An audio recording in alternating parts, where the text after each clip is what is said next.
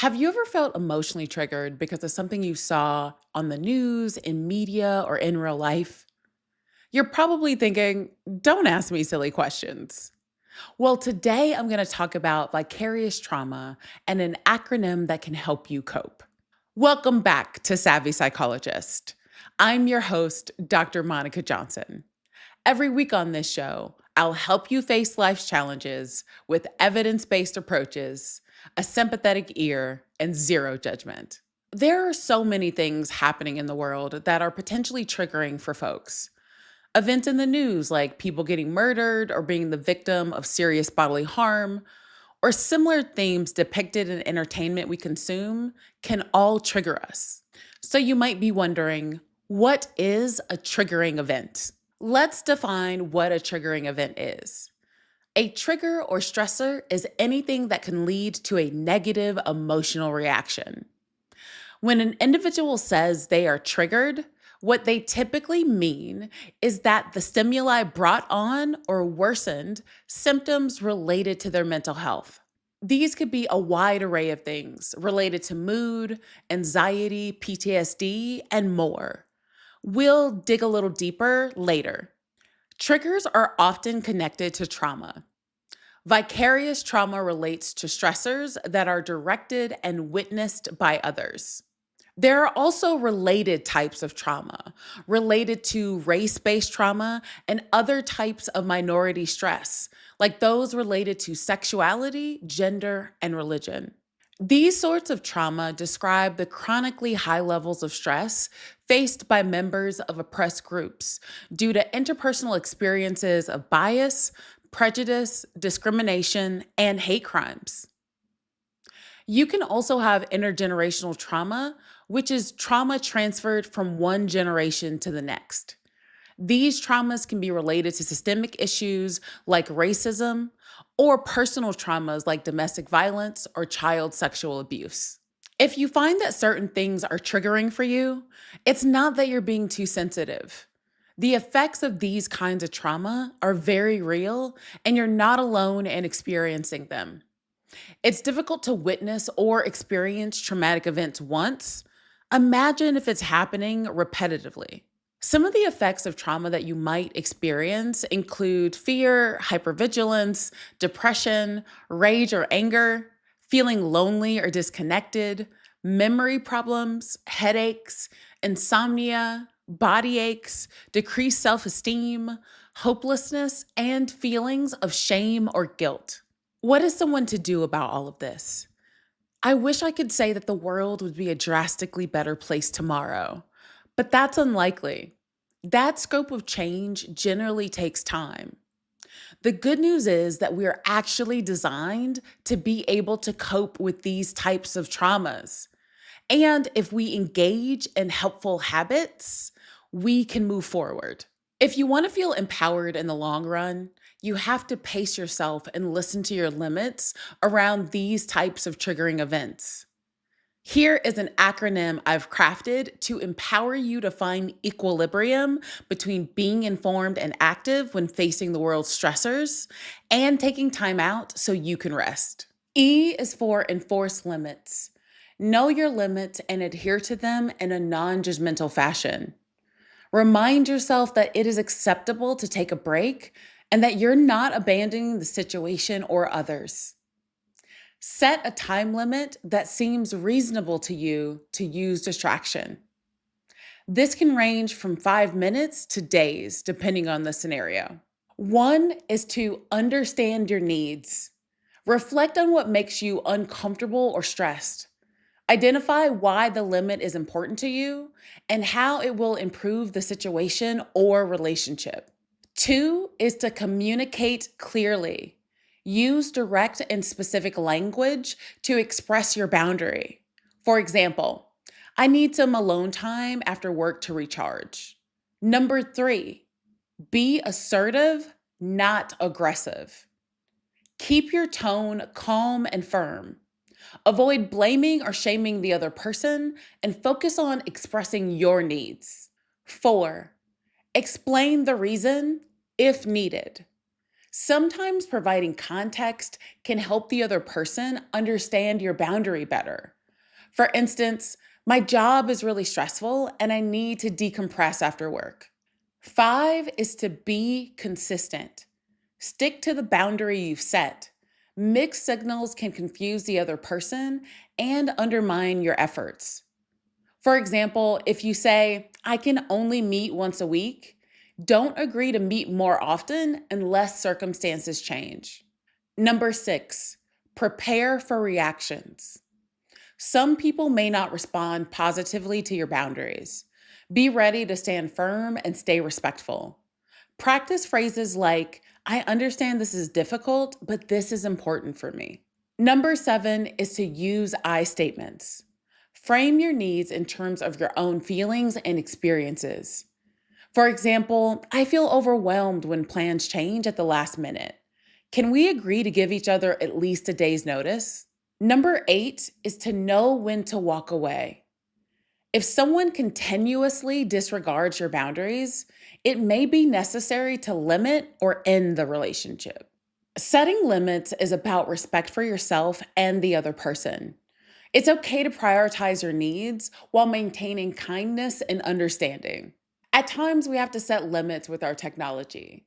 Please make sure that you temporarily mute or even remove apps that you find to be stressful for you. Other times, we need a break from all of the clickbait and negativity. Even if it's information that relates to matters that we're passionate about, we all need a break sometimes to literally smell the roses. Perform opposite action to the guilt that comes up. These false feelings of guilt will keep you tuned in when you need to be tuned out. Sometimes we think we don't deserve a break because so much is happening in the world, when in fact, that is the very reason why you need to take one. M is for mental barrier.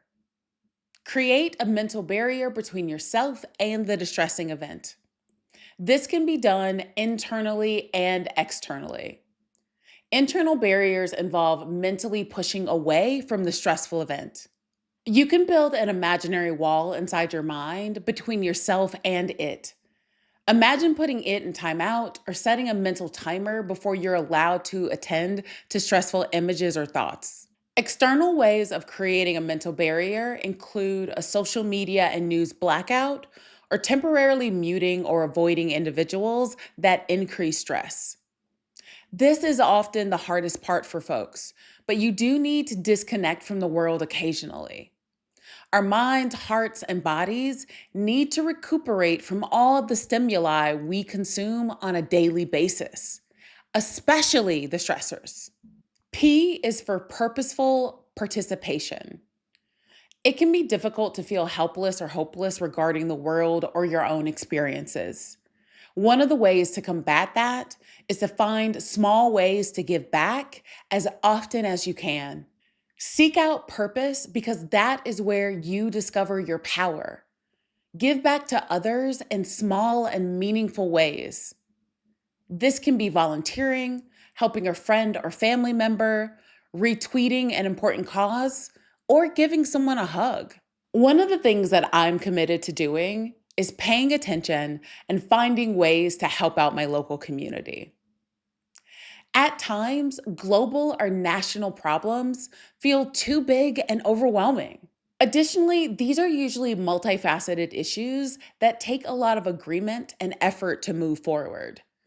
Read that as it can take years. You may need to mix that with ways of giving back that have a more immediate impact. This could be volunteering at a soup kitchen, a hospital for young children with terminal illnesses, or the local chapter of an LGBTQIA plus organization. These places need your help right now, and the impact of your effort will be felt in real time. I was the lead clinician at a homeless clinic for the better part of a decade.